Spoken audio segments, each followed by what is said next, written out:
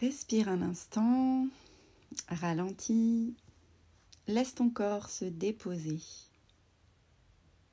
Bienvenue dans cette nouvelle saison de mon podcast Bien-être avec Amélie, série spéciale Human Design incarné. Et nous démarrons cette saison autour de la création, du travail et de l'expression. Comment manifester à partir de son design. Ce podcast, ça va être une invitation à te souvenir que ta manière de créer est unique, que ton rythme, ta voix, ton énergie sont des langages sacrés.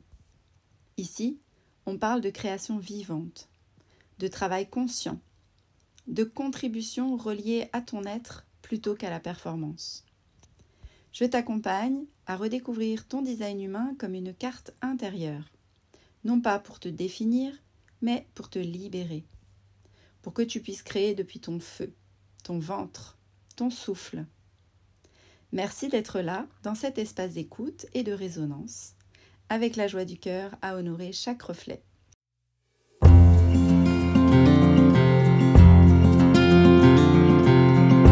Ce premier épisode, je l'ai intitulé « Créer depuis son énergie, sortir du burn-out créatif ». Et si la clarté ne venait pas de ta tête, mais de ton ventre? Et si créer, ce n'était pas forcer, mais écouter?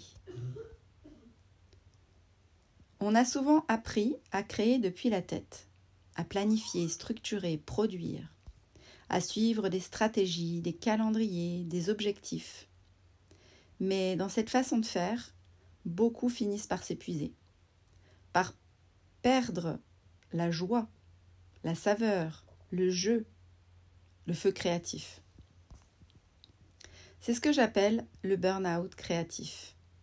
Ce moment où ton énergie dit stop, alors que ton mental répète encore un peu, allez, juste encore un effort. Dans cet épisode, j'ai envie de t'inviter à un autre mouvement, un retour au corps, à la pulsation vivante de ton énergie, à ta manière unique de créer selon ton design. On va d'abord parler du mythe du faire. Et oui, depuis toujours, notre monde glorifie le faire. Faire beaucoup, faire vite, faire bien. Mais quand le faire se coupe de l'être, il devient mécanique. Et la création, au lieu d'être un souffle, devient une pression.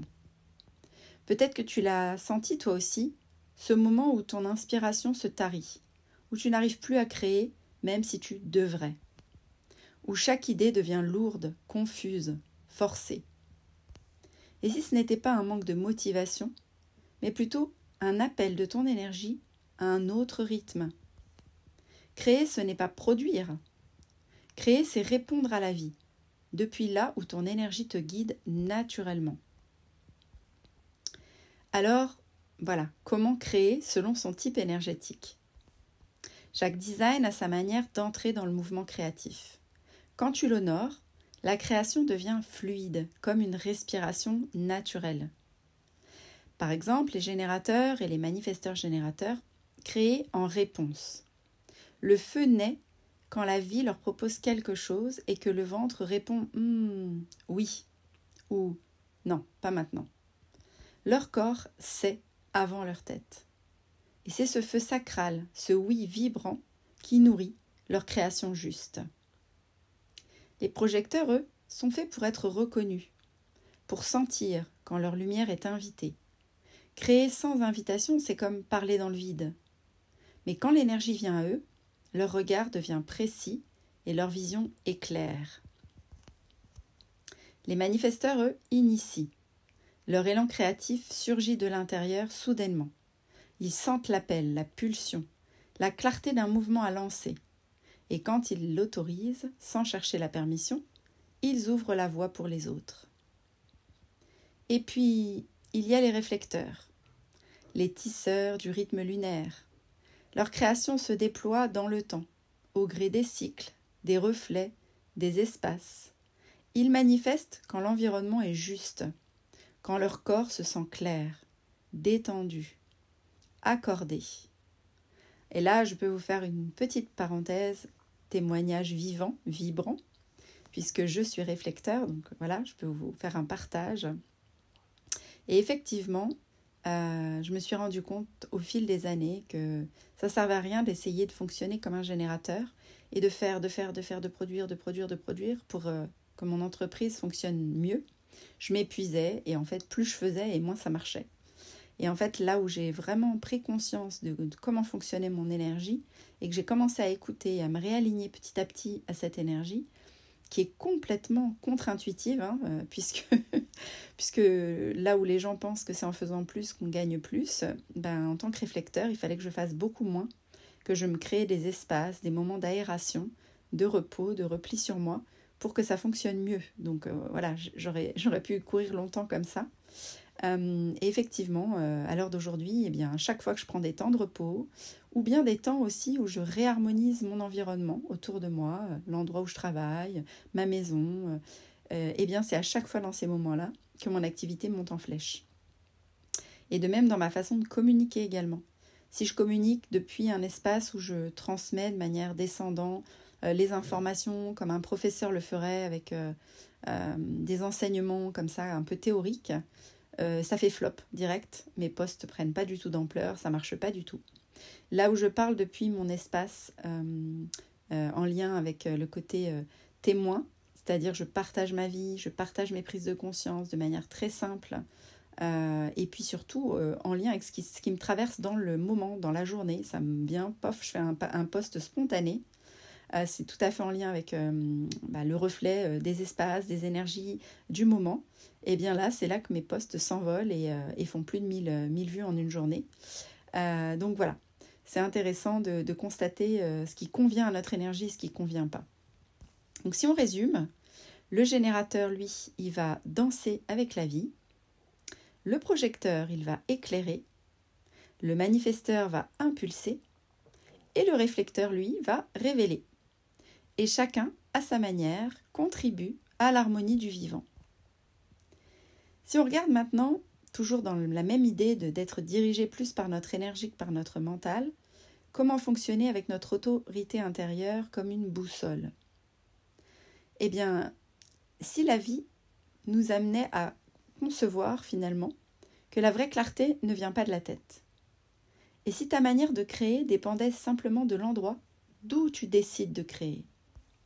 Dans le design humain, on appelle ça l'autorité intérieure. C'est le lieu depuis lequel ta vérité s'exprime. Si ton autorité est sacrale, la réponse est immédiate et viscérale. Ton ventre dit oui ou non, sans explication. Et suivre ce oui, c'est nourrir ton feu vital. Si ton autorité est émotionnelle, elle a besoin de temps. La vague te traverse et la clarté vient quand l'eau se calme. Tu ne décides pas dans l'élan, tu décides dans la paix retrouvée. Si ton autorité est splénique, elle parle dans l'instant. Une intuition, un souffle, un frisson. Si tu doutes trop longtemps, elle se tait déjà, c'est trop tard.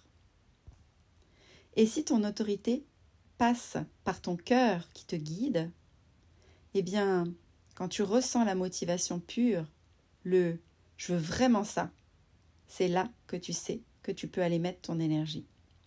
Alors créer selon son autorité, c'est faire confiance à tout ce qui est vivant en toi. C'est laisser ton corps décider quand ton mental voudrait contrôler. C'est un apprentissage, une écoute subtile, peut-être aussi une forme de foi au départ. Alors maintenant, je vais t'inviter plutôt à aller vers la lenteur. Je t'invite à respirer un instant, à poser ta main sur ton ventre, fermer les yeux. Inspire, expire et demande-toi doucement, qu'est-ce que j'ai envie de créer aujourd'hui avec douceur ? Qu'est-ce que mon énergie a envie d'offrir au monde sans effort ?